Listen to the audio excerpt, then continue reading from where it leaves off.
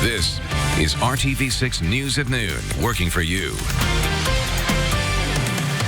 Getting ready for winter-like weather, crews from the city and state preparing the roads. They're going to need it, and you should also be ready for what could be a slow commute this afternoon. Thanks for joining us here for the News at Noon.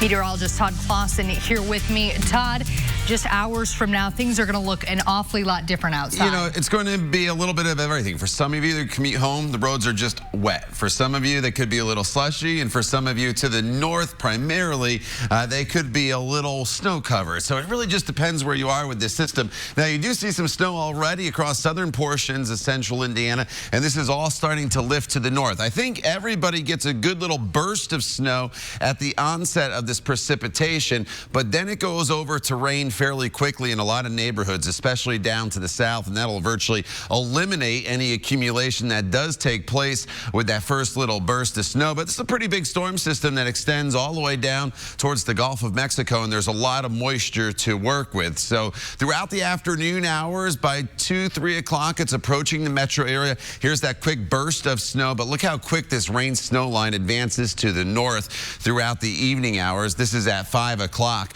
So we're transitioning at that point over to some rain across central Indiana. Lafayette, though, Peru, Kokomo, over towards Marion, Gas City, you primarily stay snow. So if your commute involves being in northern locations, it could be a little bit slower for you compared to other locales. And then eventually overnight tonight, we all get into some snow shower activity as the colder air starts to settle in. And for many of you, the bulk of any accumulating snow with this entire storm system is going to be overnight into Thursday morning. So here's how it breaks down. To the north, it's mainly snow, about 3 to 6 inches, with those 6-inch totals being pretty far to the north. Through much of the metro area, 1 to 3 inches of kind of a slushy snow, and then mainly rain down to the south. The winter weather advisory, this will go into effect starting at 1 o'clock, going through the overnight hours. We'll break down specific snowfall totals for you coming up in just a few minutes. Todd, thank you. Indy Snow Force is working to get ahead of any potential winter weather. The Department of Public Works has a full call out of 80 trucks pre-treating roads across Indianapolis this afternoon. The trucks will remain on the roads through Friday morning's commute. INDOT is also working to get the interstates and state highways prepared for what could be slow going for some drivers over the next couple days. Those departments will not put salt trucks on the road until later today because they don't want the salt to wash away. Once the major rains move through, we're going to be salting pavement to make sure those wet pavements don't become slippery once the temperature starts falling. We will be keeping up with road conditions all throughout the afternoon and evening and into the morning rush hour tomorrow. A reminder, you can check out traffic conditions anytime on the RTV6 app and the IndyChannel.com. Some breaking news now. A nationwide hunt for a woman accused of abducting her 4 children is now over, and it came to an end early this morning in Hendricks County. Our Troy Washington joins us live from Plainfield with more on this case that goes back to last year. Troy, good afternoon. Good afternoon. Now, first off, let me just tell you, this has been going on for at least 6 months, perhaps 8 months. That Melody Bannister has been on the run with her 4 children in tow. Take a look. This all came to an end right here at the Speedway in Plainfield around 2:30 this morning. She was spotted in more than a dozen locations in 3 different states before this moment. She claimed she was protecting her children, whose ages range from 7 to 13, from harm. But so there was no proof of those allegations ever brought forth. But both Hendricks court officials and U.S. Marshals worked together to capture that mother here today. Now, we have reached out to request an interview with her. At this time, she is declining to meet with the media. She's waiting to be taken back to Virginia. The kids seem to be fine, and we will continue to work to find out if she was living here in Plainfield or just passing through. Working for you in Plainfield, I'm Troy Washington, RTV6. Troy, thank you. 2 Democratic presidential contests are down, and so far the former mayor of South Bend appears to remain afloat. Senator Bernie Sanders did come out on top of Tuesday's New Hampshire primary, and he has the most votes overall from the first 2 states. But Pete Buttigieg still holds a slight lead over Sanders when it comes to delegates, and his campaign says they are in a good position heading into the next contests in South Carolina and Nevada later this month. Today, we are breaking down who has the most momentum among Democrats heading into those states, as well as the Super Tuesday primaries just after that. Our political insiders are here with their insight. We have Democrat Kip 2, Republican Robert Vane. Gentlemen, thank you so much for joining me. Glad to be here. Well, first of all, we are happy that we are not in the same situation as we were in Iowa. I think that is the best way to start off. Best way to start off. Yes. But we do have those results. And Kip, from a Democrat's perspective, any big surprises from last night? Yeah, I think there was a pretty big surprise. I think most people were surprised that Amy Klobuchar moved up as quickly and as fast as she did. But I just want to say one thing, and I think it bears repeating, and that is this is the first time I think in modern political history that a Hoosier has actually finished first or second in the first two contests, and it's quite a milestone for the state of Indiana. Robert? Well, it seems to me the race is down to three people: Mayor Pete, Comrade Sanders, and Mike Bloomberg's accountant. Because he's the guy who can write the checks, and it would be interesting to see. Clearly there's some momentum, can't take that away from Mayor Pete, but will the progressive wing of the Democratic Party, one of which's rallying cries has been there's too much money in politics, be seduced by Bloomberg's billions because they think he can spend the money to beat Trump? That's the question I think we'll see coming forward.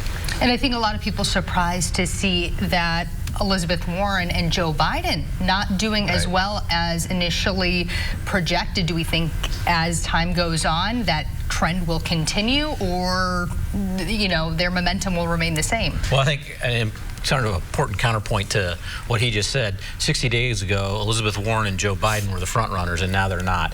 In the modern political environment, things change so fast, things happen so fast that we don't know what's going to be the next step. Bloomberg does have more money than God, I think. And so the question is, how much of it is he willing to spend, and how much of an impact that might have. He's getting hit pretty hard today, and we'll see. South Carolina, I think, is going to be really one of the great indicators of the strength of whoever's going to go forward in that. It is state demographics are much more in tune with the Democratic Party than the first two contests. Campaigns matter, and the conduct and the performance of candidates matter. All due respect to the former vice president, he's been a lousy candidate. He's run a terrible campaign. He's picking fights with Mayor Pete, which I don't think serves him very well. Sanders has a message that resonates with a huge part of the current Democrat voting caucus, whether it's primaries or just a general election. So we'll see who turns out. But the problem is Bloomberg's willing to spend hundreds and hundreds of millions of his own money. Will the Democrats, who have said there's too much money in politics for decades, be seduced by that? And I think that's a tough call for the establishment part of the Democrats who just want to beat Trump and they don't care with whom. I think that's right on analysis. Democrats' #1 goal is to get rid of this criminal in the White House, and we'll stop at almost nothing to make sure it happens. All right, gentlemen, thank you. We have run out of time. We will see much more of you as this election season continues. Thanks so much for joining me. And we are still waiting to hear more about gunfire from a police officer that sent a man to the hospital. Up next, more on that ongoing investigation in Lawrence. And it's a special effort from Metro Police to solve 2 killings that have neighborhoods on edge. More on the push from the police chief to find someone who knows anything about those deadly shootings. Todd. And the rain and snow has made its way into southern portions of central Indiana. This is going to lift north throughout the afternoon, and it's going to turn into a rather sloppy evening for us here across most of the state. We'll talk about who sees the rain, who sees the snow coming up in your Storm Team 6 forecast. You're watching the news at noon right here on RTV6. Modern Family, tonight on ABC. This midday, we're still waiting to hear more from police in Lawrence about a police shooting that left a man in critical condition. We're told investigators are looking at body camera and squad car footage from that incident that started as a shoplifting call Tuesday afternoon. That led police to a police chase that ended with a man being shot by an officer on East 56th Street near the I-465 interchange. The assistant police chief in Lawrence tells us that the suspect did not fire shots at officers first. The identity of that shooting victim has also not been released. A second suspect was arrested at the scene. Police tell us both men had outstanding warrants. An employee shot and killed while working at Subway. 4 young people shot and killed on the northeast side. These murders still unsolved, and police are now asking for your help. A homicide tip line set up by Metro Police continues through tomorrow, and they want you to call if you know anything that might help detectives solve those cases. The hotline comes after community outcry over those 2 shootings. A Subway employee shot and killed at work, and 4 young people killed in an apartment complex. IMPD Chief Randall Taylor launched the hotline so people can speak directly to detectives. Even if they don't think the information they have is important, share it with us, let us look at it and vet it out and see if it's important or not. But we need to generate some stuff. There's bad people out there, you know, maybe 2 separate groups that have committed these crimes. We need to get them off the street. That number to call is on your screen right now, 317-327-3475. Members of the homicide unit will be taking your calls and vetting the information that comes through in hopes of leading to an arrest in these cases. They'll be singing some great songs from some of the greatest singers. Coming up, we'll be joined by some guests who will be celebrating Black History Month this Valentine's weekend with a very special show. And this is a live look from downtown, a view to the north. Right now, things are quiet out there, but that is all about to change. Meteorologist Todd Clausen has more in your full Storm Team 6 forecast coming up.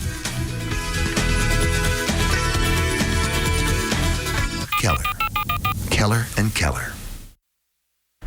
If you're looking forward to that Disney vacation later this year, we hope you've saved enough cash for it. A trip to a Disney theme park is about to cost you more. Ticket increases have been announced for both Disneyland and Walt Disney World. Annual passes have increased between 4% and 8%, depending on which plan you purchase. That follows a more than 10% ticket price hike in 2019. The higher ticket prices come as Disney California Adventure prepares to open its Marvel Avengers campus. The only good news is for people who live in Florida, there are no price hikes for annual passes.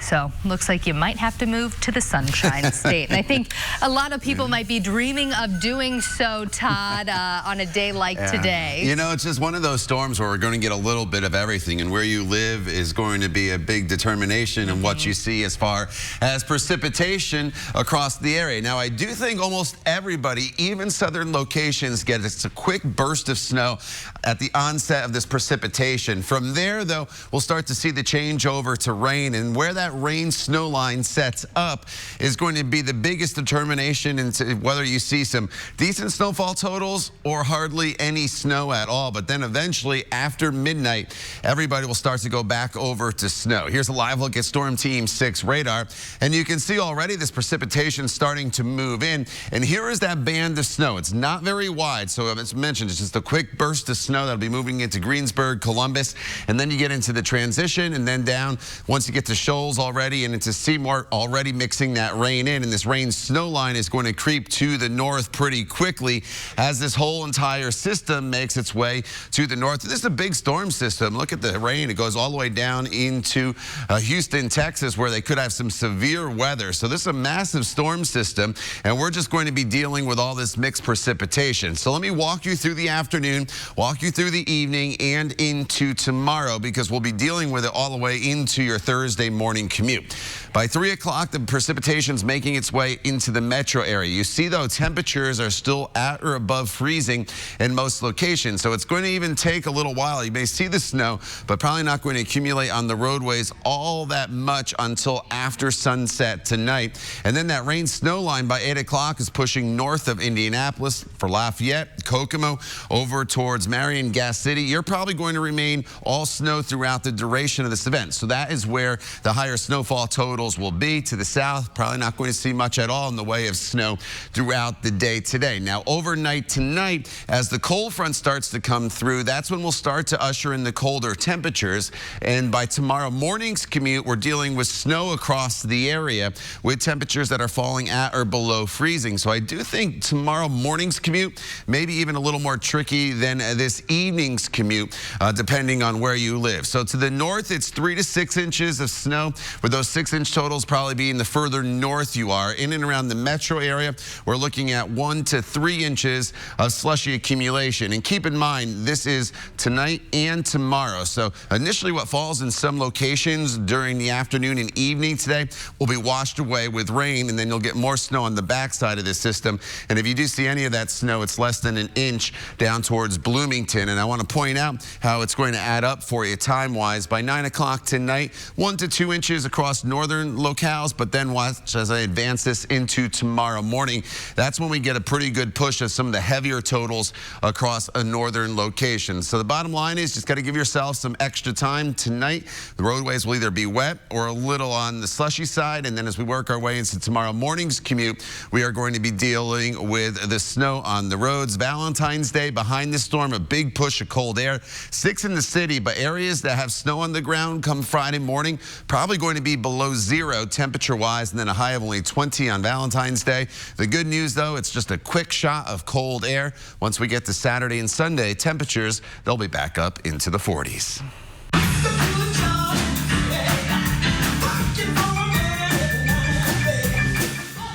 You'll hear Tina, you'll hear Aretha, Ella, and many other legends this Valentine's Day weekend, but only if you head out to a new theater venue on the city's near west side. The show is called Les Chanteuses. It's the debut of the new season of the Magic Thread Cabaret series. It features 3 young ladies who perform all across central Indiana quite often, and 2 of them are with me today, Pearl Scott and Sarah Daniel. Thank you, ladies, for joining me. Tell us about this show. Well, this show, you do not want to miss it. It is paying homage to a lot of our legendary divas in the Black community. You'll hear music from Lena Horne to Mahalia Jackson, Whitney, Tina, just an array of legendary divas. And we got a little brief preview there. This is a pretty high energy show, so what else can people expect? I mean, this is maybe, it'll still be fun, but if you're looking for a more quiet romantic night out, this maybe wouldn't be the place to go, or will you kind of have some slower romantic jams? There's definitely a mix of both. Okay, yeah, perfect. And we've definitely been pushing because it's Valentine's Day weekend this weekend, so it's the perfect date night, I think. And I think most of our songs are love songs. Okay. That's correct. So it'll be the great date night. And plus, like with the Black History Month as well, we also kind of touch on those topics as well, and about how impactful these women were and what they did with their legacy and how their music really impacted the entire community and culture. Yeah, let's talk a little bit about that. I mean, do you think that you ladies would be on these stages today if it weren't for these trailblazers? Oh, definitely not. They opened the door for other African-American artists. And they were also, as Pearl mentioned, they were very active in their communities with civil rights, so they're definitely due this honor. Wonderful, wonderful. So if people are going to come out, what do they need to know? Well, if to purchase tickets or to get more information, they can go to Magic Thread Cabaret, all one word.com, and they'll have the ticket prices there. And it is at a new theater at 2508, I believe it is, West Michigan Street. Okay. So a cabaret is just a totally different show than most shows. It's a very intimate atmosphere. Okay. It's great. So that means you probably want to get your tickets ASAP. ASAP. Absolutely. Yes. And this is our final weekend, so we do Friday, Saturday, and Sunday. I think Friday, Saturday at 7:30 and Sunday at 4:30. So fantastic. Yeah. Well, thank you, ladies, so much. If you have the chance, get out and hear these wonderful ladies sing. We'll be right back after this commercial break. No matter what, call 1-800-ASPEN Dental today. All right, the snow and rain starting to overspread southern portions of central Indiana. This will lift to the north. I think most of us see a quick burst of snow, but then it quickly goes over to rain south of Interstate 70. Well, north of I-70, where it remains all snow, it is going to be about 3 to 6 inches of accumulation by tomorrow morning, about 1 to 3 inches of a slushy accumulation here through the metro area. Winter weather advisory goes into effect at 1 p.m. Todd, thank you, and thank you for making RTV6 your choice for news. We hope to see you back here at 5. Drive safe this evening as you're headed home from work. Have a great afternoon.